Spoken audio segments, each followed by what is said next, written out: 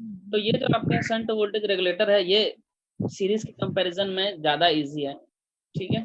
तो shunt voltage regulator अच्छा। इसलिए कहते हैं बिकॉज ये जो इसके जो टर्मिनल्स है कलेक्टर और एमीटर के टर्मिनल्स हैं वो सप्लाई वोल्टेज के क्या है अक्रॉस है, ठीक है। क्योंकि जीना डायोड हमेशा सप्लाई वोल्टेज की क्या होता है रिवर्स बायस्ड में ही लगा होता है ना। तो उसको देख लेना, वो जो ऊपर में जीना डायोड दिख रहा है उसके नीचे यहाँ पे आया हम दो रजिस्टर्स यूज कर रहे हैं। एक R1 है जिसको फिक्स्ड रेजिस्टेंस या फिक्स्ड रजिस्टर कहते हैं, R2 जो है आपका करंट लिमिटिंग रजिस्टर, ठीक है। अब आपका बाकी पूरा कनेक्शन सेम है, ठीक। तो यहाँ पे जो थारिस्टर है हमारा ये भी सेम है, थारिस्टर ट्रांजिस्टर जो है वो सेम है, ठीक है। तो अभी हम यहाँ पे इसके वर्किंग को देखते हैं और ये बहुत इजी है एज कम्पेयर टू सीरीज, ठीक। तो यहाँ पे भी वही चीजें होंगे, क्योंकि ये शंट है लेकिन वोल्टेज तो रेगुलेटर है ना, वोल्टेज रेगुलेटर, तो ये हमको क्या हाँ सर। करेगा आउटपुट हमको कांस्टेंट ही देगा आउटपुट। तो ये कांस्टेंट आउटपुट ये आपको कैसे दे रहा है अब इसको देखते हैं, ठीक। So let us see what actually happening here in case one. आपका मैं बोल रहा हूँ कि भैया मेरा जो वोल्टेज है 12 वोल्ट था, अब मैं यहाँ पे कुछ अमेंडमेंट्स किया हूँ, कुछ चेंजेस किया और वो चेंजेस ये हैं कि ये जो आपका सप्लाई वोल्टेज हमने यहाँ 12 वोल्ट ही लिया है, लेकिन जो जेनर डायोड है उसको मैंने चेंज कर दिया। जेनर डायोड के अकॉर्डिंग आपको वोल्टेज मिल रहा है 6 वोल्ट, ठीक। तो हाँ सर। 6 वोल्ट यहाँ मिल रहा है जेनर डायोड के अक्रॉस। तो बाकी क्या होगा आपका, चूंकि बेस एमिटर वोल्टेज जो है आपका पहले की तरह ये कितना हो जाएगा 0.7 वोल्ट ही रहेगा। और VR2 ये जो रजिस्टर है इसके अक्रॉस हमको क्या मिलेगा 6 वोल्ट मिलेगा, ठीक। ठीक है सर। अब इसको समझते हैं ये कैसे काम कर रहा है।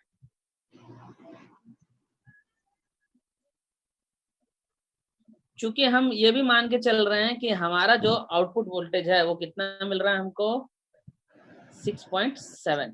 ये रेफरेंस वैल्यूज है, मैं अब इसमें वैल्यूज को कम ज्यादा करके आपको बताऊंगा कि वोल्टेज रेगुलेटर कैसे काम करता है, ठीक।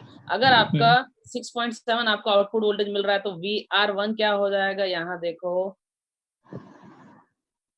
ये VR1 यहाँ पर है, ये है आपका VR1 और ये है VR2। तो VR1 इज इक्वल टू क्या हो जाएगा VR2 माइनस VBE, ठीक है। VR2 minus VBE।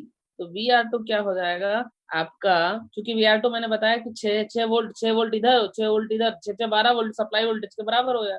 6 माइनस आपका जो है 0.7 वोल्ट VBE, तो क्या मिलेगा आपको 5.3 वोल्ट। कहाँ मिलेगा 5.3 R1 वोल्ट के अक्रॉस, R1 के क्रॉस। ठीक। अब क्या होगा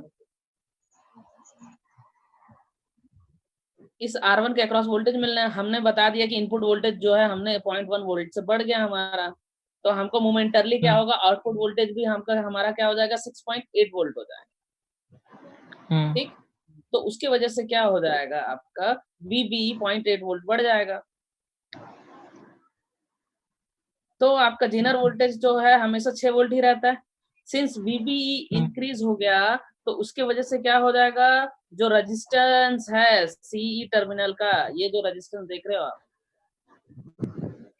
ये जो रेजिस्टेंस है इसके अक्रॉस वो क्या हो जाएगा वो डिक्रीज हो जाएगा। वो क्या हो जाएगा वो यहाँ का वोल्टेज बढ़ गया तो इसके वजह से यहाँ पे क्या हो जाएगा रेजिस्टेंस डिक्रीज हो रहा है और उसके वजह से क्या होगा इसमें से करंट ज्यादा फ्लो होगा। अब यहाँ से करंट ज्यादा फ्लो हो रहा है तो क्या हो जाएगा वो वही करंट जो है यहाँ ट्रांजिस्टर से होते हुए R1 से फ्लो होगा, तो करंट ज्यादा फ्लो होगा R1 से कांस्टेंट है तो हमारा वोल्टेज जो है उसके अक्रॉस बढ़ जाएगा। तो R1 के अक्रॉस पहले कितना था आपका 5.3 वोल्ट, हाँ सर। ठीक। अब कितना हो जाएगा वो जो एक्स्ट्रा करंट है उसकी वजह से वो एक्स्ट्रा वोल्टेज जितना वोल्टेज एक्स्ट्रा उसकी वजह से उतना करंट फ्लो होगा, तो रजिस्टर के अक्रॉस कितना हो जाएगा R1 के अक्रॉस जो वोल्टेज डिफरेंस आएगा वो 0.1 का इंक्रीज हो जाएगा, हाँ सर। ठीक। 5.4। अब क्या होगा कि हम फिर से इसी फंडे को लगाते हैं क्योंकि 5.4 वोल्ट यहाँ पे आपका बढ़ गया कहाँ R1 के अक्रॉस, ठीक है। R1 के अक्रॉस अगर आपका वोल्टेज बढ़ जाता है तो इसके वजह से आपको क्या मिलेगा आउटपुट में, पी नॉट क्या मिलेगा आपको, बताओ। हाँ, आपका आउटपुट वोल्टेज जो है वी नॉट वो क्या हो जाएगा, ये जीनर डायोड का वोल्टेज प्लस ये वीबीई 6 प्लस 6 plus 0.7 6.7 मोमेंटरली ये हाँ क्या सर। था, ये 0.8 हो गया था ना, हाँ सर। क्योंकि ये 0.8 वोल्ट हो गया था, तो इसके वजह से आपका क्या होगा कि इस था सी टर्मिनल का रेजिस्टेंस क्या हो जाएगा, डिक्रीज हो जाएगा, तो इसमें से करंट ज्यादा फ्लो होगी, करंट ज्यादा फ्लो होगा तो R1 के अक्रॉस ड्रॉप बढ़ जाएगा, तो उससे क्या होगा वीबीई में क्या चेंजेस आएंगे कि ये तो वी आर R2 के अक्रॉस तो 6 वोल्ट है माइनस 5.4, तो ये क्या हो जाएगा 0.6, आई बस समझ में। तो जो 1 वोल्ट बड़ा था वो अब क्या हो जाएगा 1 वोल्ट कम हो जाएगा। ठीक, अब केस 2 को देखते हैं, इसमें क्या कर रहे हैं, हमने वोल्टेज को घटा दिया 11.9 वोल्ट कर दिया, तो जो आपका आउटपुट वोल्टेज है वो मोमेंटरली स्टार्टिंग में क्या हो जाएगा 6.6 वोल्ट, तो उसके वजह से क्या हो जाएगा आपका वीबीई घट जाएगा। अब वीबीई घटेगा तो क्या होगा कि यहाँ इसका जो रेजिस्टेंस है वो बढ़ेगा, रेजिस्टेंस बढ़ेगा तो उससे क्या होगा कि कम करंट फ्लो होगी, कम करंट फ्लो होगा तो इसके अक्रॉस जो ड्रॉप है वो आपका कम होगा, तो 5.3 था तो ये क्या हो जाएगा 5.2 वोल्ट हो जाएगा। तो वीबी क्या निकल जाएगा 0.8 हाँ सर। 6 माइनस 5.2 कर रहे हो, 0.8 आ गया, तो 0.8 आ गया, तो 0.8 प्लस आपका कितना था,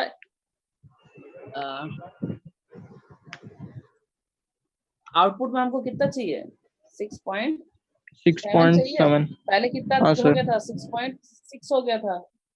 हाँ सर। तो वो अब बैलेंस हो गया।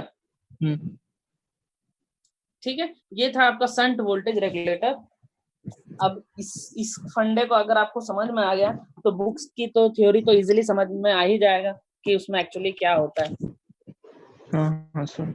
तो ये इसमें जीनर का कैरेक्टरिस्टिक्स है, ये आपको मालूम, कल जो पढ़ाया हूँ उसको एक बार पढ़ लोगे तो आपको समझ में आ जाएगा कि जीनर क्या करता है, आपको आउटपुट में कांस्टेंट वोल्टेज देता है। यहाँ पे जीनर का ही एप्लीकेशन है एक तरीके से, जीनर नहीं रहेगा तो ये वोल्टेज रेगुलेशन का काम होगा क्या, नहीं होगा।